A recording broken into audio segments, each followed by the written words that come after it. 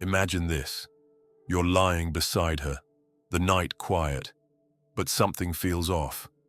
She's right there, inches away, yet the space between you crackles. She isn't touching you, isn't speaking, and you can't recall the last time she truly laughed with you like she used to. A week ago, she leaned into your chest, eyes bright, making you feel like the only man in her universe. Now she's scrolling on her phone, half smirking at something you can't see, giving you answers so brief they belong on a sticky note. You can't explain why, but you feel a pull, not toward her but toward fixing it. You want that smile back. You want the warmth again. And in that instant, you don't realize you've just stepped onto the hook. That's how it begins. Not with screaming fights or blatant betrayals, but with subtle shifts. A glance that lingers on someone else a second too long. A laugh at a joke you weren't part of. A sudden delay in her replies when you text. It isn't chaos in the loud, dramatic sense. It's the tiny tremors that drag you into her gravity, making you chase the stability she's withdrawing. That's the addictive part. You're now working for something you had for free at the start, and once you start pursuing it, the dynamic flips. You think you're being caring. You think asking her what's wrong will bring her closer. But each time you do, you feed the cycle. She doesn't have to answer directly. She doesn't have to explain. Her silence becomes the test, and your reaction becomes her read on how much control she holds. The moment you begin to adjust your mood to pull her back, you've moved from equal partner to pursuer. I've watched men spend months, sometimes years, in this loop without seeing it. One guy I knew, sharp, disciplined, respected at work, found himself apologizing for making her distant, even though nothing had happened except that she got bored. He started planning weekend getaways, buying gifts, texting more often just to coax a warmer tone back. Every time she saw him overcompensate, the distance grew. Not because she was cruel, but because the thrill was no longer in closeness. It was in watching him squirm for it. That's what makes chaos addictive. It creates emotional spikes.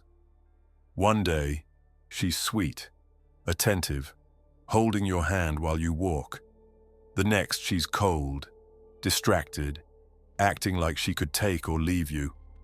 The unpredictability locks you in because you keep chasing the high of the good days, believing they signal progress.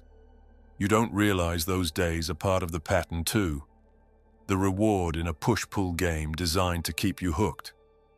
So how do you break it? Stop treating her emotional weather like a code you must crack.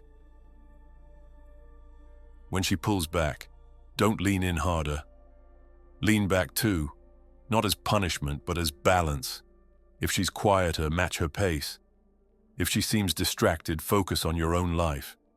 That's the only way she learns the game doesn't work on you, that you're not a man who can be led around by uncertainty. Here's a tactical tip. Next time she pulls away, don't ask why. Don't send 3 follow-up texts. Wait. Fill that space with something that reinforces your own value. Meet a friend. Hit the gym. Work on a project that absorbs you. If she notices you're not reacting, she'll either step forward to close the gap herself, or she'll keep drifting, showing you her real investment. Either way, you gain clarity, and clarity is worth more than temporary comfort. Your instincts will scream to act. You'll want to fix it, explain yourself, prove you're still worthy of her attention. But every time you do, you give her proof that she can shift your emotional state at will. When you stop reacting to those shifts, you break the feedback loop that makes chaos intoxicating, for her and for you. Yes, men get addicted to this too. You get hooked on trying to win back the woman who once was all in. Here's a truth you rarely hear. The woman who constantly stirs emotional dust isn't always doing it consciously. Whether calculated or instinctual, the effect is the same. It keeps her in control. The antidote is to become a man whose center doesn't move based on her storms. You can't eliminate chaos in other people, but you can decide whether it gains access to your mind, your time, and your peace. Once you do, you'll find that women who truly value you won't need to keep you in suspense to feel alive. Have you ever found yourself chasing the good days with a woman instead of confronting the whole pattern? What's the longest you've stayed in that loop without realizing it? Which part of this feels most like your story right now? The most dangerous part of this pattern is that you start mistaking her chaos for passion.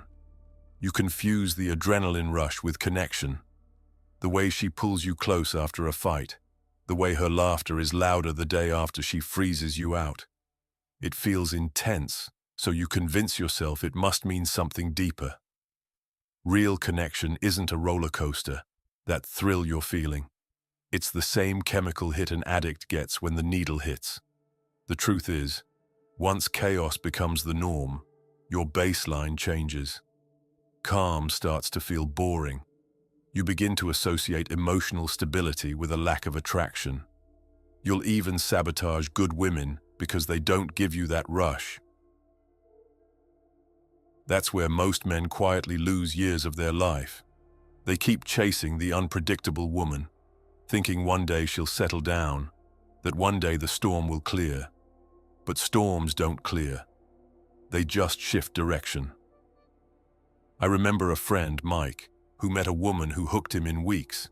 She was wild, magnetic, always had a story, always made him feel like the only man who could keep up. Every 2 weeks there'd be a shift. She'd go silent for a few days, post pictures with other guys, drop little comments that made him feel he was in competition. Every time he confronted her, she flipped the script. Why are you insecure? Don't you trust me? He backed down because the moment he pulled away, she reeled him back in with a night of undivided attention. The cycle lasted years. He lost friends because he cancelled plans at the last minute to keep her happy. His work suffered because his focus was split.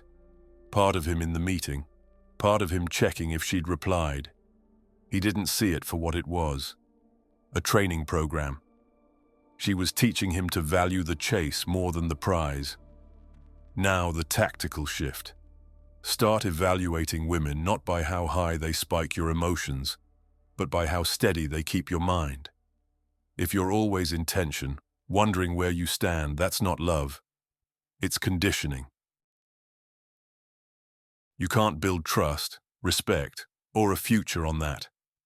So what do you do when you sense you're in the loop? First, name it. Stop making excuses for her behavior. Don't tell yourself she's just stressed if the pattern has lasted months. Second, set a baseline for your own behavior. Decide how much communication you need to feel respected.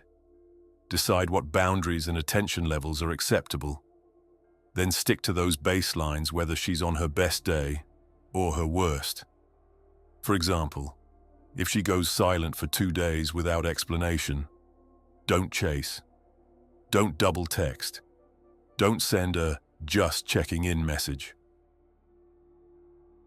Go on with your life as if she weren't there, not to play games, but to reinforce that your life doesn't pause for anyone's drama. If she wants your attention, she'll have to show up consistently, not sporadically. Here's something men often overlook. When you stop reacting to chaos, you give her a choice. Either she adapts to your stability, or she leaves in search of someone more reactive. Both outcomes are wins. If she adapts, you get a partner who understands you won't be pulled around emotionally. If she leaves, you free yourself from years of manipulation early. But there's a catch. You must genuinely be okay with either outcome. If you're secretly desperate to keep her, you'll break your own rules the moment she throws you a scrap of affection. That's why this isn't just tactics, it's mindset. Stop seeing her as the prize and start seeing yourself as the one who decides if she qualifies. Think about it. How much of your current relationship stress comes from her actions, and how much from your reaction to them? How much of your energy is spent trying to fix situations you didn't create? If you stopped tomorrow, what would happen? Have you ever confused emotional chaos with passion?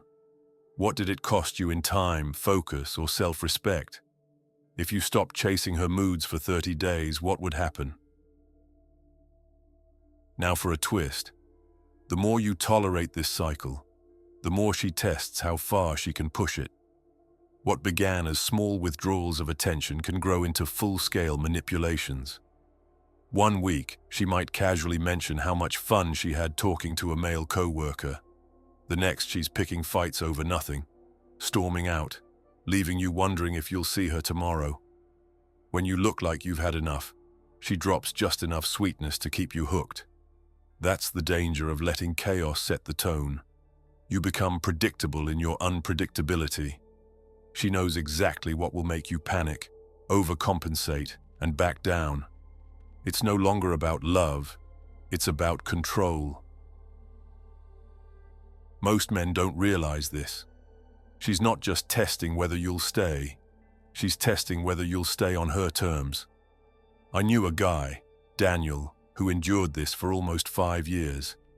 Every time his girlfriend pulled away, he went into fix-it mode, sending flowers to her work, writing long apologies for arguments he didn't start. Each time she came back, she held a little more power, deciding when they saw each other, who they spent time with, even how he dressed. By the end, Daniel didn't recognize himself. Friends said he seemed quieter, drained, almost smaller. That's what happens when chaos becomes the air you breathe. It shrinks you without you noticing. The fix: stop being a participant in the chaos. I don't mean you fight it head-on every time. I mean you refuse to dance to its rhythm. If she provokes jealousy, you don't bite. If she withholds affection, you don't beg. If she disappears for days, you live as if she doesn't exist until she returns. Then you don't reward her with instant forgiveness. Here's a real-time tactic when she throws you off balance. Make 0 immediate changes to your behavior. Keep your plans. Keep your tone steady. If you were headed to the gym, go. If you had a meeting, focus on it. This sends a clear signal. Your turbulence doesn't dictate my course. Over time, she learns the highs and lows she creates don't land the way she expects. If she escalates, some women will when they realize old tricks don't work. You have to hold the line. This is where many men crack, because escalation can get ugly. She might accuse you of not caring, of being distant, even of seeing someone else. Your instinct will be to defend yourself, to prove her wrong. Don't. The moment you start explaining yourself, you've given her the reaction she was hunting for. Instead, calmly state your boundaries once, then step back. Something like, if you want to talk calmly, I'm here. If not, I'm going to do my own thing. Then follow through. No checking in, no chasing, no emotional bargaining. It feels cold at first, but it's actually self-respect. Powerful truth. Once you show you won't bend to chaos, you filter out women who need it to feel alive. The ones who remain are the ones who value stability, respect, and mutual investment. You stop wasting time trying to turn a storm into a sunny day, and you start walking toward women who bring their own light. But to get there, you have to break your own addiction too. If you've been in this cycle long enough, you've built a tolerance for it. You crave the spikes. You look for them without realizing it. So you need to retrain your mind to appreciate consistency, to see it as proof of real attraction, not a lack of it.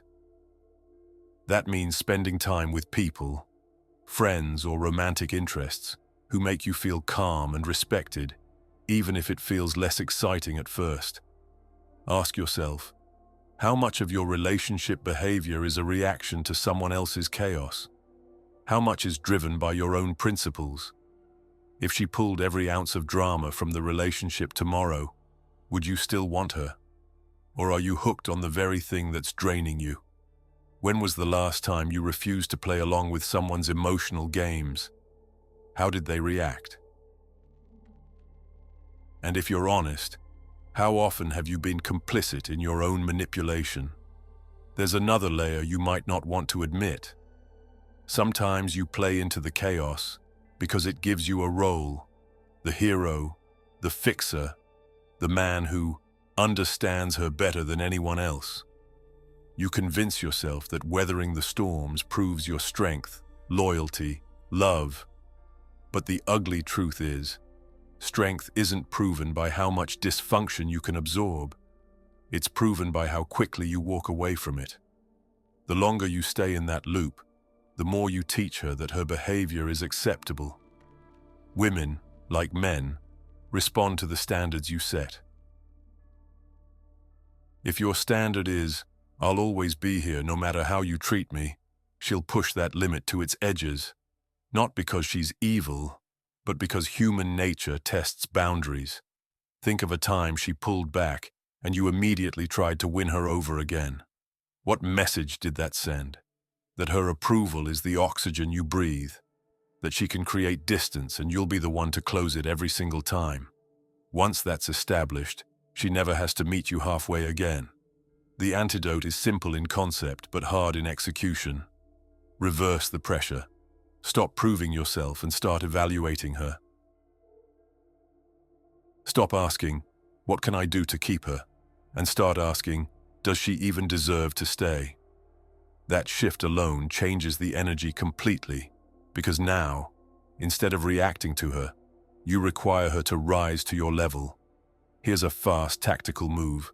The next time she tries to bait you into chasing, respond with stillness. If she drops a cryptic line like, "I don't know how I feel right now," don't dive into reassurance. Simply say, "All right, take the time you need," and mean it.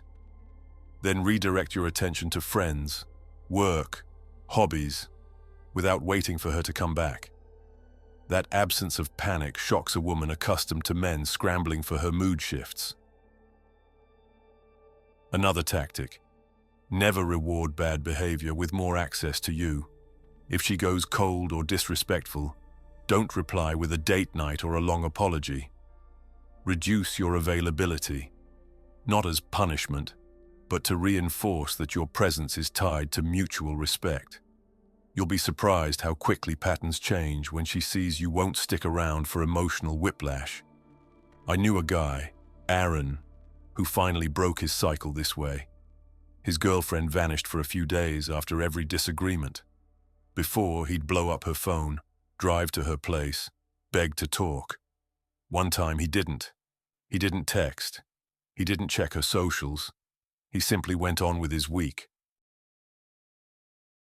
When she resurfaced, she expected anger or desperation.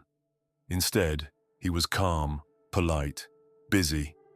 She never disappeared again because it stopped getting her the reaction she wanted. Key insight: women aren't addicted to chaos itself.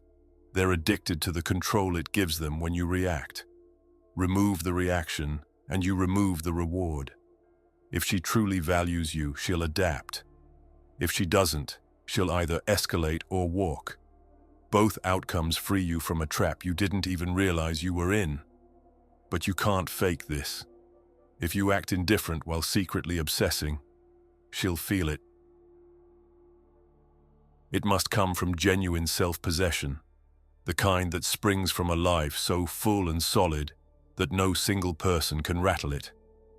That's why I keep hammering this point. Your center is your power.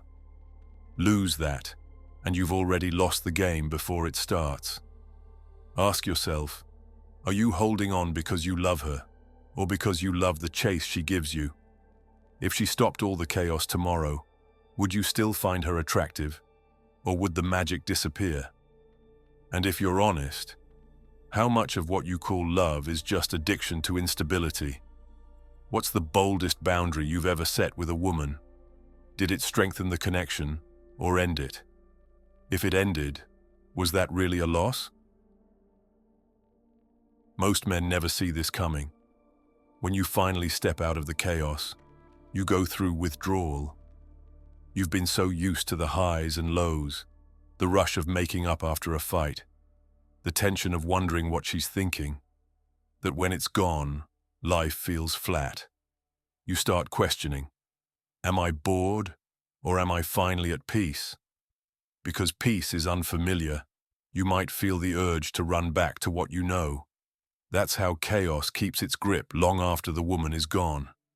You'll remember the wild nights, the passionate reconciliations, the way she made you feel like the center of the universe, at least when she wanted to.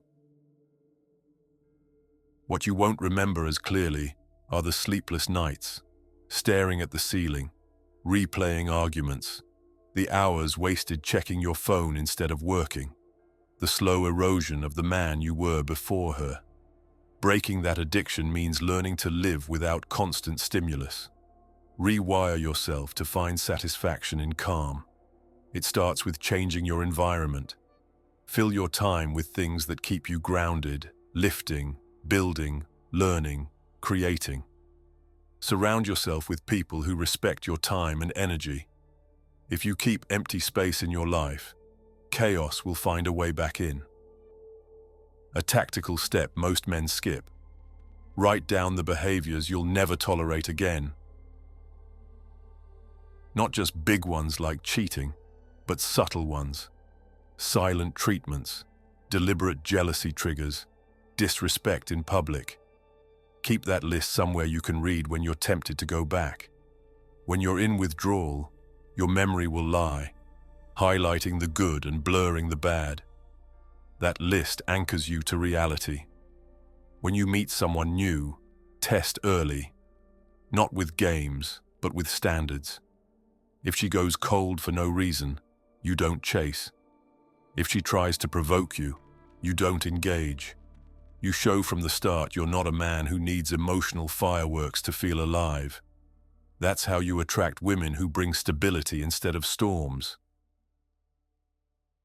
I've watched men transform completely once they made this shift. One guy I worked with ended a 2-year relationship that was pure chaos. For months he felt restless, like something was missing, but he stayed the course, built his business, traveled, reconnected with old friends. A year later, he met a woman who was consistent, kind, and still exciting in her own way. She didn't need to destabilize him to feel secure. Because he'd broken his addiction, he didn't mistake her steadiness for weakness. Once you've experienced life without constant emotional turbulence, you see the trap for what it was. You see how much energy you wasted trying to read someone's mind, trying to earn back what should have been there all along. You realize chaos isn't a sign of love. It's a sign of imbalance. The real power move isn't winning her back when she pulls away. It's never needing her to pull away in the first place to recognize your own worth. That's the kind of man women can't toy with. That's the kind of man who doesn't just survive dating in today's world. He owns it. So if you're still in that loop, ask yourself, what would happen if you stopped responding to her shifts entirely? How much more focus, energy, and freedom would you have if you stopped making her moods the center of your life? Are you willing to face a little boredom now in exchange for a life that's finally yours again? She didn't break you. She revealed what you were too afraid to protect.